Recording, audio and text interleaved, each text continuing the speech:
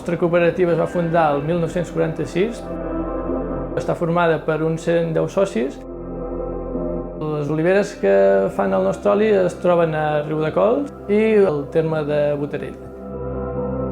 El nostre oli destaca per estar fet amb olives collides de l'arbre, exclusivament de la varietat arbequina, i que és un oli 100% natural i que és suc d'oliva.